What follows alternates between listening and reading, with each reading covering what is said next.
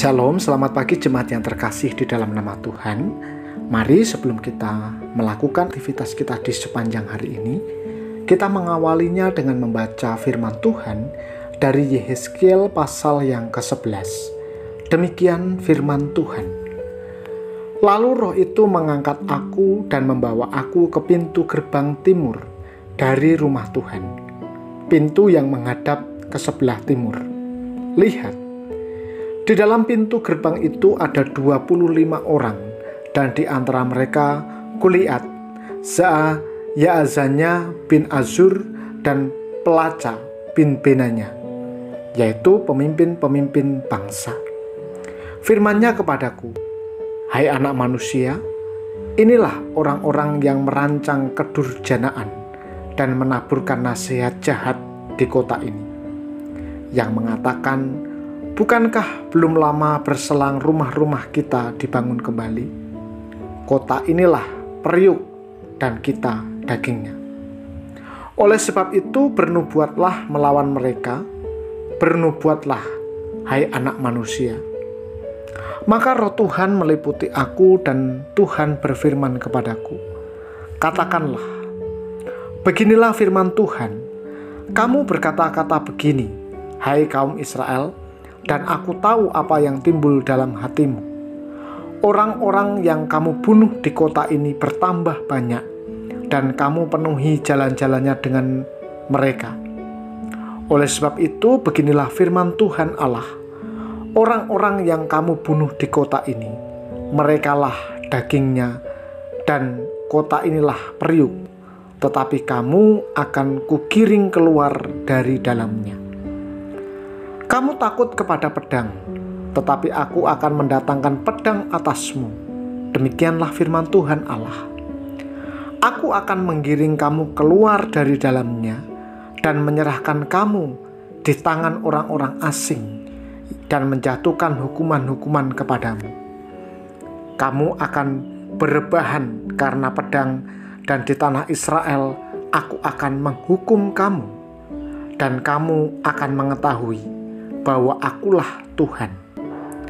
Kota ini tidak akan menjadi periuk bagimu, ataupun kamu seakan-akan daging di dalamnya.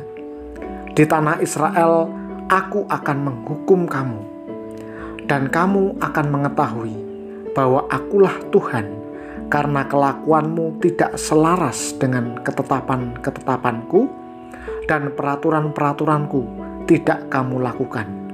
Bahkan engkau melakukan peraturan-peraturan bangsa-bangsa yang di sekitarmu. Maka sedang aku bernubuat, matilah Pelaca bin Benaya. Lalu aku sujud dan berseru dengan suara nyaring. Kataku, aduh Tuhan Allah, apakah engkau menghabiskan sisa Israel? Kemudian datanglah firman Tuhan kepadaku, hai anak manusia, penduduk-penduduk Yerusalem berkata tentang semua saudara-saudaramu, tentang kaum kerabatmu dan segenap kaum Israel dalam keseluruhannya. Mereka telah jauh dari Tuhan. Kepada kami tanah ini diberikan menjadi milik.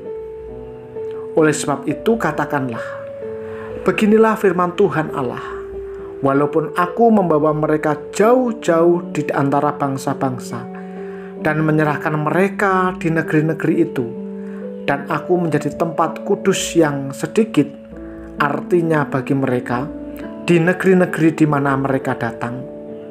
Oleh sebab itu katakanlah, beginilah firman Tuhan Allah, aku akan menghimpun kamu dari bangsa-bangsa dan mengumpulkan kamu dari negeri-negeri di mana kamu berserak, dan aku akan memberikan kamu tanah Israel. Maka sesudah mereka datang di sana, mereka akan menjauhkan segala dewa-dewanya yang menjijikkan dan segala perbuatan-perbuatan yang keji dari tanah itu. Aku akan memberikan mereka hati yang lain dan roh yang baru di dalam batin mereka. Aku juga akan menjauhkan dari tubuh mereka hati yang keras dan memberikan mereka hati yang taat. supaya mereka hidup menurut segala ketetapanku dan peraturan-peraturanku dengan setia. Maka mereka akan menjadi umatku dan aku akan menjadi Allah mereka. Mengenai mereka yang hatinya berpaut pada dewa-dewanya yang menjijikkan dan pada perbuatan-perbuatannya yang keji, aku akan menimpakan kelakuan mereka atas kepalanya sendiri. Demikianlah firman Tuhan Allah. Maka kerub-kerub itu mengangkat sayap mereka, dan roda-rodanya bergerak bersama-sama dengan mereka, sedang kemuliaan Allah Israel berada di atas mereka. Lalu kemudian Tuhan naik ke atas dari tengah-tengah kota dan hinggap di atas gunung-gunung yang di sebelah timur kota. Dan roh itu mengangkat aku dan membawa aku kembali di dalam penglihatan yang dari roh Allah ke negeri Kasdim, kepada para buangan. Lalu menghilanglah penglihatan yang kulihat itu daripadaku. Dan aku sampaikan kepada para buangan itu segala sesuatu yang diperlihatkan Tuhan kepadaku. Bapak Ibu yang terkasih, ada peribahasa yang mengatakan tidak ada asap jika tidak ada api. Artinya, tidak ada akibat tanpa sebab. Penghukuman yang terjadi atas umat Israel bukan tanpa sebab. Roh Allah mengangkat Yeskiel ke gerbang timur bait Allah. Yeskiel melihat di dalamnya ada 25 orang. Di antaranya ada pemimpin Israel, yaitu Yaazania bin Azur dan Pelaca bin Benaya. Allah mengatakan bahwa mereka semuanya adalah orang-orang yang merencanakan kejahatan di Yerusalem. Mereka mempengaruhi warga Yerusalem untuk mengabaikan bahaya musuh dan membangun rumah-rumah baru karena yakin bahwa mereka akan tetap aman di balik tembok kota. Hati mereka tidak lagi setia kepada Allah, sehingga mereka mendapat kebalikan dari yang mereka harapkan. Tembok kota tidak berguna sama sekali. Mereka tidak akan terlindung, tetapi akan dibawa keluar dan mati terbunuh oleh pasukan Babel. Mereka telah memulai kejahatan dengan membunuh penduduk Yerusalem. Kini mereka menjadi korban kejahatan yang dilakukan oleh bangsa Babel. Allah melakukan penghukuman sebagai peringatan bahwa akibat dari hidup tidak setia kepadanya adalah datangnya kematian sebagai hukuman dari Tuhan. Inilah yang membuat Yeskiel memohon pengampunan bagi umat Israel. Untuk itu berhati-hatilah dalam menjalani hidup. Ingat dan waspadalah bahwa ada akibat dari setiap hal yang kita lakukan. Kita harus menghindari penyebab dosa dengan menjaga hidup sesuai dengan kehendak Allah. Umat Israel pernah mengalaminya.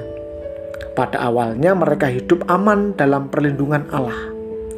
Karena menyembah berhala, mereka menjalani hidup dengan cara-cara yang jauh dari kehendak Allah. Akibatnya, umat Israel hidup terbuang dari negerinya, menjadi tawanan bangsa Babel. Hidup mereka serba tidak bebas dan terancam. Kehidupan kita perlu kita perhatikan dengan seksama. Janganlah kita menggunakan kelemahan manusia sebagai alasan untuk lepas tangan. Sekalipun ada pelanggaran yang mendatangkan kesusahan, kita tetap dapat memohon anugerah pengampunannya. Allah tidak pernah mengabaikan umatnya yang mau bertobat. Mari kita berdoa. Bapa di surga, kami mengucap syukur kepadamu untuk kasih dan pengampunanmu yang tidak ada batasnya. Untuk itu kami mohon kiranya Engkau terus melayakkan kami untuk hidup sebagai anak-Mu, untuk hidup dalam kasih dan pengampunan-Mu. Bapa, kami bersyukur untuk hari ini kami boleh bangun dalam keadaan yang sehat dan kami siap untuk melakukan aktivitas kami sepanjang hari ini. Mohon roh Allah kiranya bersama-sama dengan kami menuntun kami, menguatkan kami, menghibur dan memberikan jalan keluar di tengah-tengah kesulitan hidup yang kami alami. Kami pun mau berdoa untuk jemaat Tuhan yang saat ini sedang sakit, baik di GKMI Salatiga maupun di cabangnya. Tuhan berkati, Tuhan sembuhkan, Tuhan pulihkan, jamahlah bagian tubuh mereka yang sakit, sehingga mereka mendapatkan kekuatan baru yang daripada Allah. Jemaat yang bergumul dalam perekonomian, Tuhan berkati pekerjaan mereka. Kami sambut hari ini dengan penuh ucapan syukur, dan biarlah hidup kami menjadi persembahan yang harum, yang melaluinya nama Tuhan dipermuliakan. Dalam nama Tuhan Yesus kami berdoa dan bersyukur. Amin.